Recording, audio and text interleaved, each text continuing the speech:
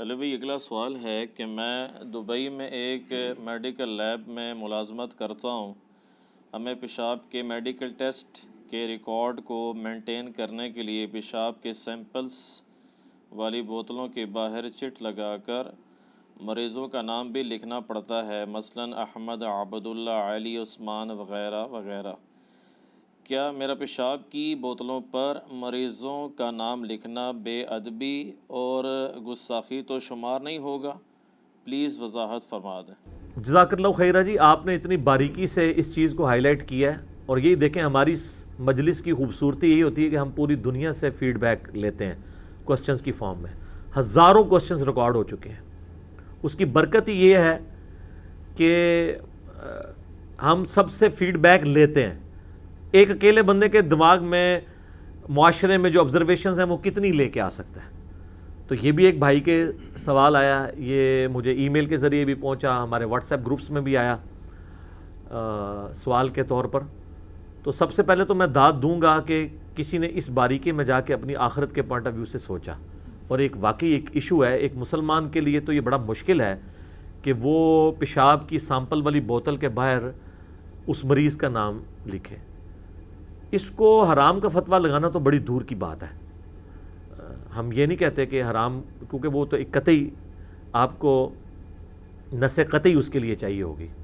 لیکن اجتہاداً اگر دین کا مزاج دیکھا جائے تو اس میں تو ظاہر ہے کہ یہ انتہائی کنڈیمیبل چیز ہے.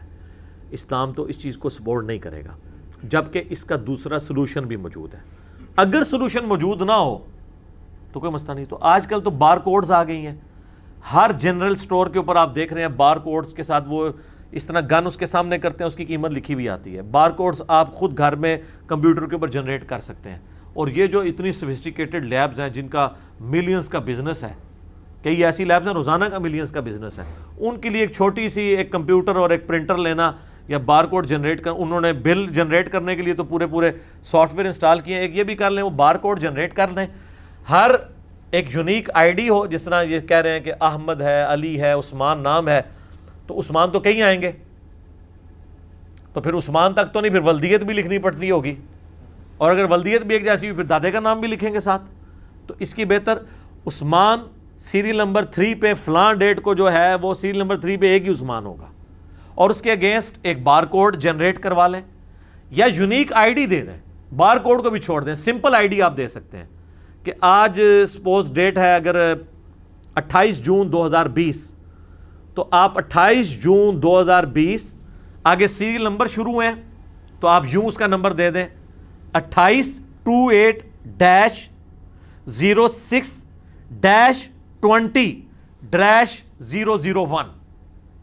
اور ظاہر تو مریض نہیں آئے گا نا، کہیں ٹیسٹنگ لیب میں ہزار مریض تو نہیں آئے گا. اگر آتا ہے تو 0003 0 ڈال کے ایک 1 ڈال لیں. ڈیٹ بھی آ گئی، سن بھی آ گیا، مہینہ بھی آ گیا. اب اگلے دن تو نئی ڈیٹ آنی ہے تو پھر 001 سے شروع کر دیں. تو یونیک آئی ڈی آپ ڈیفائن کر سکتے ہیں. اور اگر آپ کا مالک اس لیب کا امید ہے دبئی میں مسلم ہی ہوگا تو اس کو اس کے اوپر قائل کریں کہ تمہارا مقصد تو یہ نا کہ سیمپل مس نہ ہو. وہ تو نام بھی غلط لکھ دے تو سیمپل عثمان کی بوتل پہ کوئی علی کا نام لکھ دے تو وہ پھر بھی مکس ہو جائے گا. تو ہمارا مقصد تو ہے ایک یونیکنیس برداشت، یعنی ایک قائم رکھنا. تو اس میں گستاخی والا جو معاملہ ہے نا، وہ اس سے بچنے کے لیے، کیونکہ آخرت کا عذاب سب لوگ برداشت نہیں کر سکتے، ہم تو نہیں کر سکتے، سیدھی سی بات ہے. تو اس میں بچنے میں عافیت ہے کہ آپ اس بوتل کے اوپر یا بار کوڈ لگا دیں یا یونیک آئی ڈی لکھ دیں، نام قطعاً نہ لکھیں، کیونکہ یہ تو یعنی سیدھی سی بات ہے کہ کوشچنیبل ہے چیز. اس کی سپورٹ میں آپ کو ابو داؤد میں ایک حدیث ہے، نبی الاسلام یہودیوں کے ایک مدرسے میں گئے ایک مقدمہ نپٹانے کے لیے. حدود والے چیپٹر میں آپ کو زنا کے مقدمے کے کانٹیکسٹ میں یہ حدیث ابو داؤد میں ملے گی. تو انہوں نے نبی الاسلام کو ایک گدی پیش کی، آپ اس گدی کے اوپر بیٹھ گئے. یہ عرب کے کلچر میں آج بھی ہے، زمین پہ بیٹھنے کے لیے وہ گدیاں بنائی ہوئی ہیں انہوں نے. تو آپ نے تورات منگوائی، جب تورات لائے گی تو آپ خود زمین پہ بیٹھ گئے اور گدی کے اوپر تورات رکھی اور کہا میں ایمان لایا اس کتاب پر، اس کے نازل کرنے والے پر. حالانکہ ٹیمپرڈ تورات تھی. اور پھر آپ کے ساتھ وہ ہیبرو لینگویج جاننے والے لوگ تھے، ان کی بنیاد کے اوپر آپ نے وہ فیصلہ کیا اس سے آپ نے یہ درس ادب دے دیا کہ ایک کتاب جو اللہ کی طرف منسوب ہے وہ تبدیل بھی ہوئی ہے، اس کو آپ نے زمین پہ نہیں رکھا بلکہ گدی کے اوپر رکھا ہے۔ اور دوسری طرف ہمارے پنجاب کے کلچر میں جو ایک مت ہے، لوگ تکیے پہ نہیں بیٹھنے دیتے، کہتے ہیں تکیے پہ رکھ کے قرآن پڑھا جاتا ہے تو آپ اس پہ بیٹھیں گے۔ بھئی جتنی دیر قرآن رکھا ہوا ہے نا اتنی دیر تو اس تکیے پہ نہ آپ بیٹھیں، جب وہ ویسے ہے تو اس کو سر کے نیچے کیا کو پیٹھ کے نیچے بھی رکھ لیتا کوئی اجری، نبی علیہ السلام نے تو اپنی پیٹھ سے نکال کے ہی دیا تھا نا، تو وہ بھی دوسری ایکسٹریم ہے۔ حتیٰ کہ یہاں تو لوگ کہتے ہیں یار آپ اگر آپ کو قرآن پڑھ رہے ہیں تو اس کو پیٹھ نہیں کر سکتے، وہ قرآن کی جو پیٹھ منع ہے نا وہ اس کی تعلیمات کو پیٹھ کرنا منع ہے۔ ہاں قرآن پر بیٹھنا یا نعوذ باللہ اس کے ساتھ پاؤں ٹچ کرنا یہ تو حرام ہے، لیکن اس طرح تو زندگی نہیں گزر سکتی کہ ایک بندے نے نیچے الماری میں قرآن رکھا ہے اور اس کے اوپر آپ کمرہ نہیں اب بنا سکتے، تو پردے میں پڑا ہوا ہے۔ قرآن میں وقال الرسول یا رب ان قوم اتخذوا هذا القرآن مہجورا، سورۃ الفرقان آیت نمبر 30۔ نبی علیہ السلام شکایت کریں گے کہ اے اللہ میری قوم نے، میری امت نے قرآن کو پیٹھ کے پیچھے ڈال دیا تھا، مراد اس کی تعلیمات چھوڑ دی تھی، اس سے ہجرت اختیار کر لی تھی۔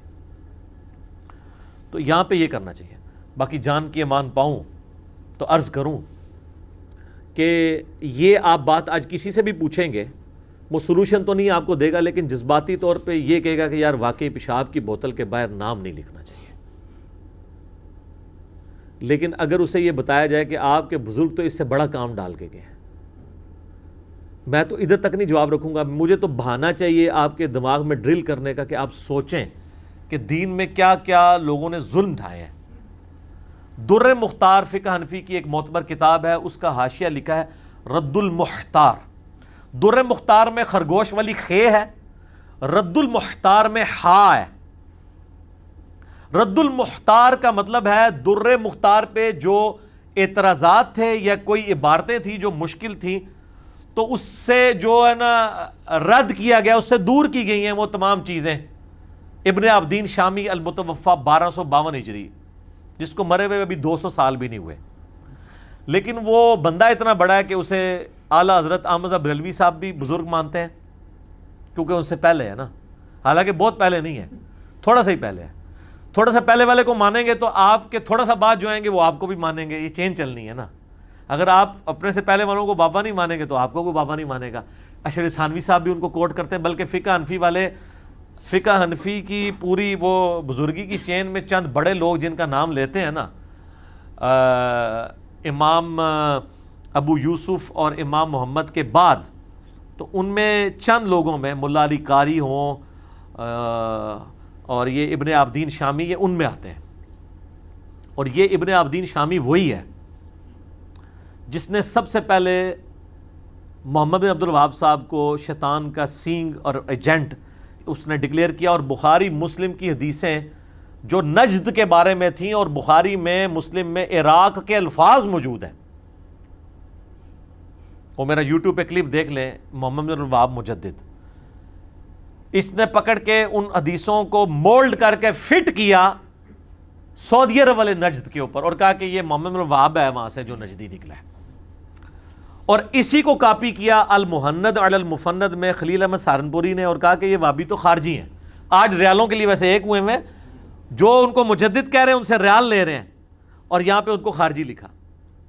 اب جب میں نے ہائی لائٹ کیا ہے نا تو ان کے جو بڑے مناظر سامنے آئے ہیں نا، وہ کہتے ہیں نہیں وہ ہمارے بزرگوں کو غلط فہمی ہوئی تھی، تو وہ خارجی نہیں ہے وہ۔ سر آپ کے بزرگوں کو آلموسٹ ہر چیز میں غلط فہمی ہوئی ہے، یہی تو ہم آپ سے کہہ رہے ہیں۔ شکر ہے آپ نے اس معاملے میں مان لیا، ایسی کلیریفیکیشن آئی ہے ان کی، وہ کہتے ہیں نہیں وہ بزرگوں نے ذرا سخت لینگویج یوز کی ہے، وہ ان کو غلط اطلاعات ملی تھی۔ اس کا مطلب ہم یہی کہہ رہے ہیں کہ آپ کے بزرگ غلط اطلاعات کے اوپر بھی پورا عقیدہ کھڑا کرتے تھے، اسی طریقے سے انہوں نے عقیدے جو قرآن و حدیث کی شکل میں آپ کو دیے ہیں وہ بھی غلط اطلاعات کے اوپر ہی دیے ہیں، اسی لیے تو کتابوں کا دین اور نکل رہا ہے۔ اور ہم آپ سے عرض کر رہے ہیں کہ مرنے سے پہلے اے مسلمان کر لے اس پہ غور، کتابوں کا خدا اور ہے، بابوں کا خدا اور۔ تو یہ کتابوں کی دنیا ہے۔ تو یہ جو ابن عابدین ہیں یہ وہ ہیں جنہوں نے یہ فتویٰ فٹ کیا اور وہ آگے چل رہا ہے، اور یہ صرف المحند میں نہیں، مفتی احمد یار خان نعیمی صاحب نے جال حق میں سیم عبارت ابن عابدین شامی کی نقل کی ہے۔ ایون پیر میر علی شاہ صاحب جو ایک ماڈریٹ پرسنالٹی تھے، انہوں نے بھی کوئی لحاظ نہیں کیا، انہوں نے بھی محمد الوہاب صاحب کو نجدی ڈکلیئر کیا، حالانکہ وہ اتنے ماڈریٹ تھے اس حوالے سے کہ ثناء اللہ امرتسری جو بہت بڑے اہل حدیث عالم تھے، جو قادیانی دجال کے خلاف کھڑے ہوئے، وہ گولڈا میں ملنے کے لیے گئے، پیر میلچے صاحب نے اپنے مصلے پہ ان کو کھڑا کر کے ان کے پیچھے نماز پڑھی. ایک طرف ان کی یہ یعنی ماڈریٹ ہونے کا لیول تھا اور دوسری طرف سختی یہ تھی. اسی ابن عابدین شامی نے رد المختار میں، در مختار کے حاشیے میں، اپنے زوم میں اس پہ کیے ہوئے اعتراضات کو دور کرنے کے لیے لکھا ہے کہ اگر کسی شخص کو یہ یقین ہو کہ اپنے پیشاب نعوذ باللہ یا اپنے خون سے وہ سورہ فاتحہ کا تعویذ لکھے اور اسے شفا ہو جائے گی تو وہ لکھ سکتا ہے. آپ ذرا یہ حنفیوں کے پاس لے کے جائیں تو وہ اول تو کہیں گے آپ کو بتایا کس نے. یار چھڑو علمی گل کرو. کام تہاڈے ابے پا کے گئے نے، جہاں بیچارہ پوچھتا پیا وہ تے چڑھ گئے ہو، ابیاں تے چڑھو جا کے، تو وہ آپ کو بتایا کس نے. پھر کہیں گے مفتہ بہی قول نہیں ہے، یہ مفتہ بہی بن گیا ہے، کیونکہ رد المختار تو لکھی اسی لیے گئی ہے کہ در مختار سے جو اس پہ اعتراضات ہیں وہ دور کیے جائیں. یہ تو خود ہی فتوے ہیں، یہ کیسے آپ کہیں گے مفتہ بہی نہیں ہے. چلو مفتہ بہی نہیں بھی مانے، آپ کے جھوٹ مان بھی لیں، یہ بتائیں کہ آپ کے بزرگوں کے دماغ کے اندر اس قسم کی باتیں بھری ہوئی تھیں کہ وہ یہ تو کسی کے دماغ میں بھی نہیں یہ بات آتی ہے. کسی مسلمان کو اگر بتایا نہ جائے تو اس کے دماغ میں تو نہیں آتا کہ تعویذ اس طرح بھی لکھا جاتا ہے. تو ان کے دماغ جو ہے وہ کس کے ہتھے چڑھا ہوا تھا، چلیں یہی مان لیں. اور اگر کوئی کہنا جی وہ ہوتا ہے ترجمہ چینج ہو گیا ہو، انہوں نے بدل دیا ہو، یہ ہو گیا ہو، کچھ بھی نہیں سر. اللہ کے نیک بندے بھی دنیا میں موجود ہیں. ایک بریلوی عالم جو میرے استاد بھی رہے ہیں، اس اعتبار سے کہ میں نے ان کی کتابوں سے اور ان سے ملاقات میں بہت کچھ سیکھا، غلام سعود سعیدی صاحب جو مفتی منیب الرحمان صاحب کے مدرسے میں شیخ الحدیث تھے رحمہ اللہ تعالی، فوت ہو چکے ہیں. انہوں نے شرح صحیح مسلم کے اندر اس مسئلے کو ڈسکس کر کے نا جناب حق ادا کیا. لیکن بابوں کی اس اعتبار سے ان کے ماننے والوں کے شر سے بچنے کے لیے انہوں نے لکھا کہ یقیناً یہ عبارت لکھی، اس کا ترجمہ لکھا، مجھے کرنے کی ضرورت نہیں ہے. اس کے بعد انہوں نے لکھا کہ یقیناً ان بزرگوں کے دلوں میں قرآن اور سنت کی اہمیت ہم سے زیادہ تھی، ٹھیک ہے، لیکن اللہ ان کو معاف کرے، بال کی کھال اتارنے کی عادت نے انہیں یہاں تک پہنچا دیا کہ انہوں نے اس قسم کی باتیں لکھ دی. اور پھر وہ ساتھ لکھتے ہیں کہ ایک عام مسلمان تو مر جانا گوارا کرے گا لیکن یہ گوارا نہیں کرے گا کہ اس کے خون یا پیشاب سے سورہ فاتحہ کا یعنی قرآن کا تعویذ لکھا جائے، نعوذ باللہ من ذالک.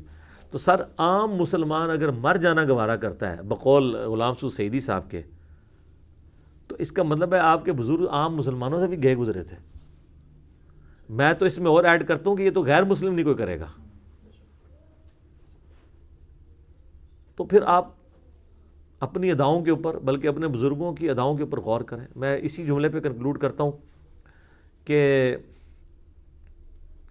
لوگوں کو تو اپنی بری اولاد کے کرتوت بھگتنے پڑتے ہیں. یہ فرقوں کے علماء وہ ہیں کہ انہیں اولاد نہیں اپنے روحانی باپوں کے کرتوت بھگتنے پڑ رہے ہیں اور ان کی طرف سے دفاع کر رہے ہیں، حالانکہ ان کو چاہیے کہ ان سے دستبردار ہو کر رسول اللہ کے قدموں میں آ جائیں. ما ضل صاحبکم وما غوا، تمہارے نبی نہ کبھی بہکے ہیں نہ کبھی بے راہ چلے ہیں. بابوں سے دستبردار ہوں. اور اس لیے تو ہم نے عرض کیا تھا بہت پہلے، اب نہیں ہم کہتے، لیکن آج ذرا موقع ہے، بڑا ہی عرصہ ہوا ہے شعر نہیں پڑھا، کئی مجالس گزر گئی کہ نہ میں وابی نہ میں بابی، ٹھیک، میں ہوں مسلم علمی کتابی، بابوں کا دفاع نہ کریں، علمی کتابی مسلم آ جائے. ٹھیک ہو گیا جی.